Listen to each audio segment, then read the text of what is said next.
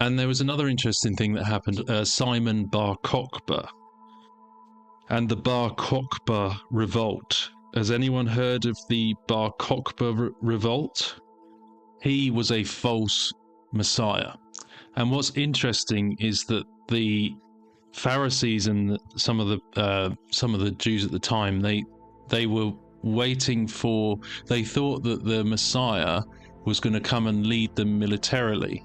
I don't know if you remember, Adam Berkowitz was talking somewhat about their view of Ben Yosef and Ben David. They think it's two different things, and we believe that Jesus fulfills both, because he came first time as the suffering servant, and he returns the second time as the conquering king, and he will come back as that conquering king on the seat of David.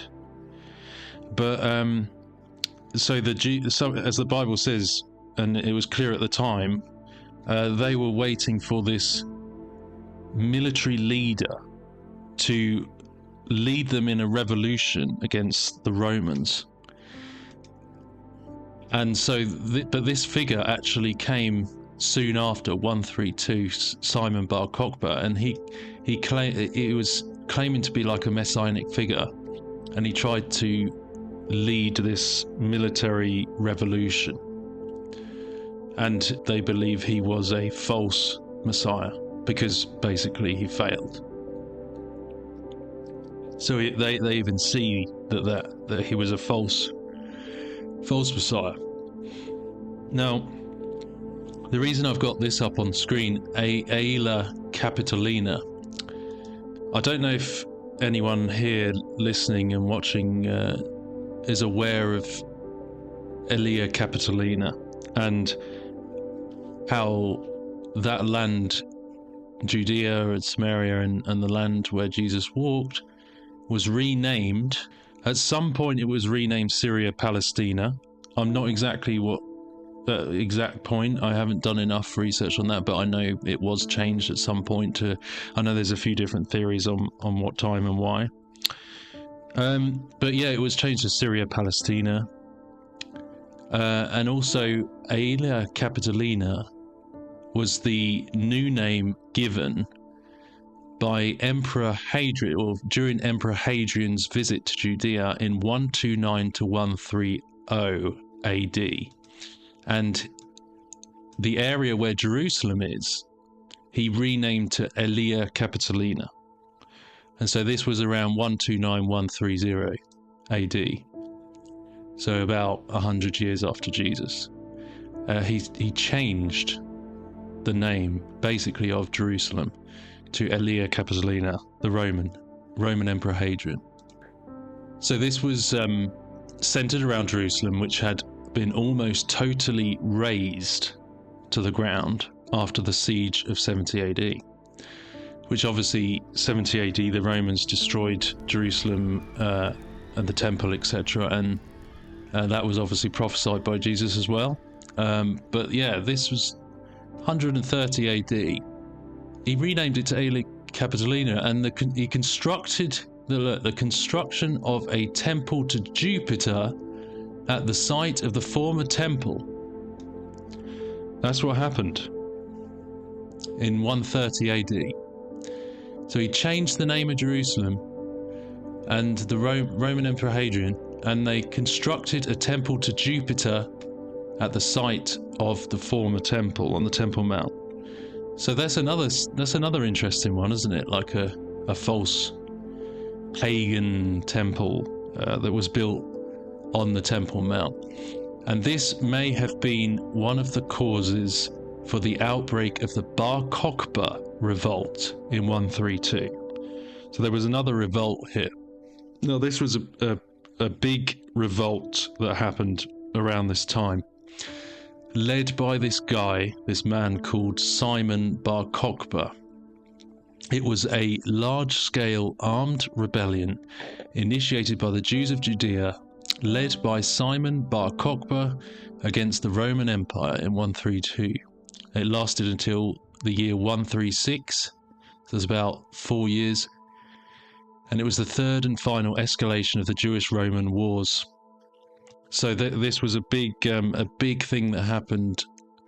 I don't know how many people died, but it was pretty bad. And so they reckon that might have happened as a result of the building of a temple to Jupiter on the Temple Mount. Roman rule in Judea was not well received among the Jewish population, especially after the destruction of the Second Temple during the Roman siege of Jerusalem in 70 AD.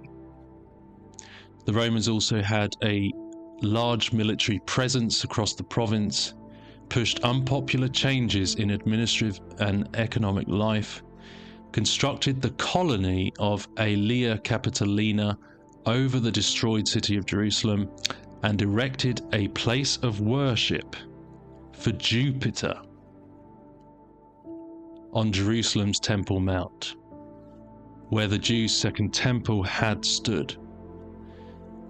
Jupiter, also known as Jove, is the god of the sky and thunder and king of the gods in ancient Roman religion and mythology. Jupiter was the chief deity of the Roman state religion throughout the Republican and Imperial eras until Christianity became the dominant religion. So here it says, look, the charismatic and messianic nature of Simon Bar Kokhba, which is this figure that led the military revolution against this happening, may have also been a factor in popularizing the uprising across all of Judea. So yeah, the Bar Kokhba revolt, and this is Simon Bar Kokhba. He led the revolt around that 132 AD. There's a picture of him, or a painting of him. Simon Bar Kokhba on his horse with the distinctive shields. So he's a Jewish military leader in Judea. He is the namesake of Bar Kokhba revolt, which he initiated against the Roman Empire in 132. Though they were ultimately unsuccessful, Bar Kokhba and his rebels did manage to establish and maintain a Jewish state for about 3 years after beginning the rebellion. So Bar Kokhba served as the state's leader, crowning himself as Nazi prince, biblical Hebrew prince or president. Some of the rabbinic scholars in his time imagined him to be the long-expected Messiah of Jerusalem. And that's the thing, is that Jesus warned, and Paul warned about people coming in claiming to be that. And this happened 132 AD. Some of them believed he was the long-expected Messiah of Judaism, just like that they wrongly attributed that they thought Jesus was going to lead them militarily at that time against the Romans. They were mixing up that that's his second coming, that he comes as the conquering king. But that's it. They thought he was the Messiah. This guy came along and told them exactly what they wanted to hear. And some of them thought he was the long-expected Messiah. So it didn't go very well. And the result, the Judean rebels who remained after his death were all killed or enslaved within the next year, and their defeat was followed by a harsh crackdown on the Judean populace by the Roman Emperor Hadrian. So that's what happened. And this is somewhere you can visit. This is near to Bethlehem. This is Herodium. This was built by King Herod. And this is like some kind of fortress. It's an artificial hill. It's built by Herod. And what happened in that, if you go there today, you'll find this out. But during that Bar Kokhba revolt, in there today, you can go in there and there's all these tunnels dug all through this hill. And they were used by the rebels, the revolutionaries in the Bar Kokhba revolt.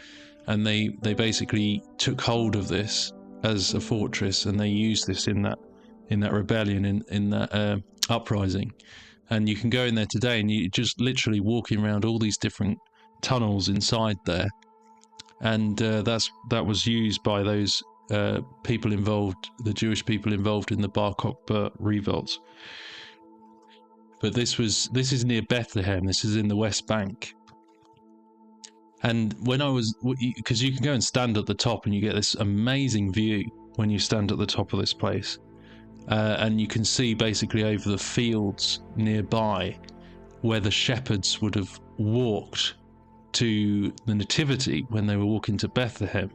And you can see all these vast fields where these shepherds came. And it's an amazing sight. And there was a Christian tour guide on the top of this when I was standing up there, and he said, isn't it interesting that, you know, you got the king of hate, the king of evil, Herod, and he's on here overlooking the birth of the king of love in Bethlehem.